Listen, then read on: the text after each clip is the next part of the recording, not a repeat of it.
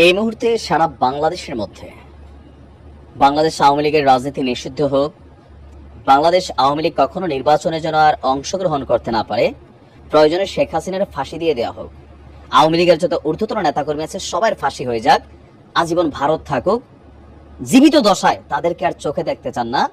এই যে শ্রেণীটা, এই শ্রেণীটার নাম হচ্ছে বৈষম্য বিরোধী ছাত্র আন্দোলনের যারা নামি দামি সমন্বয়ক আছেন তারা।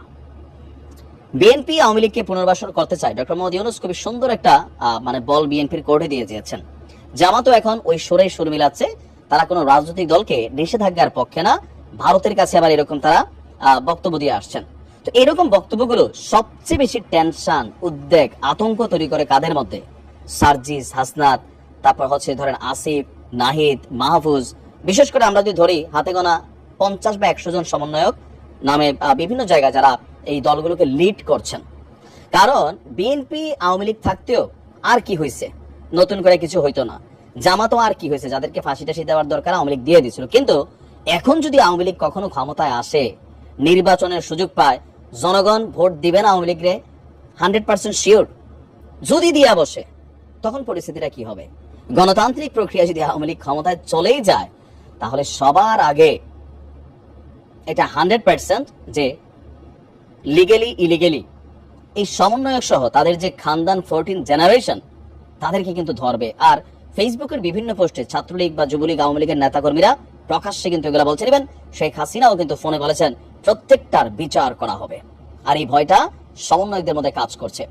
তবে সমন্বয়করাও অনেকে শেখ হাসিনাকে নিয়ে ট্রল করছেন। যেমন সার্জিস গতকালকে তিনি হয়তো স্বপ্নে দেখছেন কিনা আমি জানি না, শেখ হাসিনা বাংলাদেশে নাই, তাহলে স্বপ্নেও দেখে থাকতে পারেন যে পদ্মা সেতুর মধ্যে শেখ হাসিনা দেখা যায় কিনা। বিষয়টা ট্রোলিং ছিল ওই জায়গায়, যে বেগম খালেদা জিয়া এবং ডক্টর ইউনূসকে পদ্মা সেতু থেকে ফেলে 2টা করে চুপনি দেওয়ার জন্য বলছিলেন, আবার খেয়াল রাখতে হবে যেন না মরে।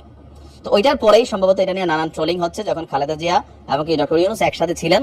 তো পদ্মা সেতুর জায়গায় আছে, তারাও আছে, সাবেক প্রধানমন্ত্রী শেখ হাসিনা নাই, এই কারণে একটা ট্রোলিং ইস্যু তৈরি হচ্ছে। তবে হাসনাত বলছে খুবই সিরিয়াস কথা, সার্জিসও কিন্তু বলছে জীবন থাকতে প্রয়োজনে জীবন দিয়ে দিব। তো জীবন এমনিও যাবে, এইভাবেও যাবে, ওইভাবেও যাবে।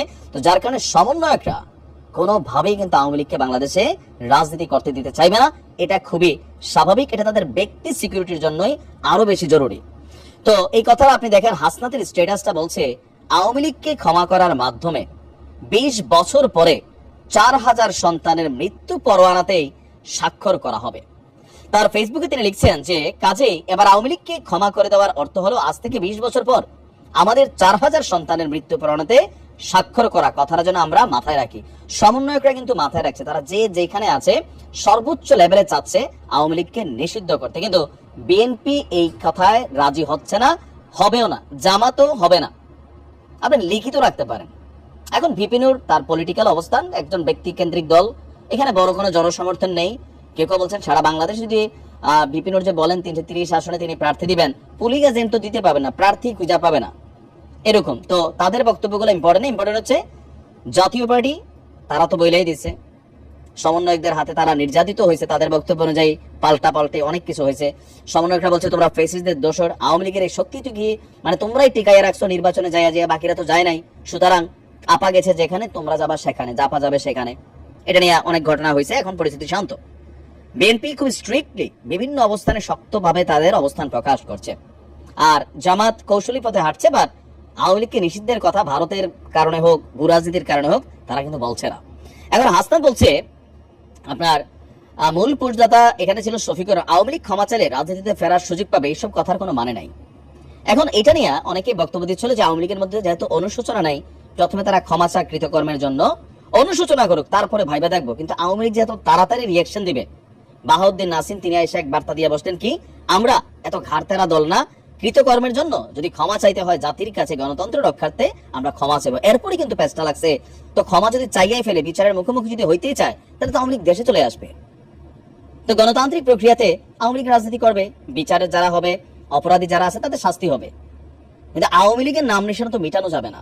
তো সেই ক্ষেত্রে কি হবে?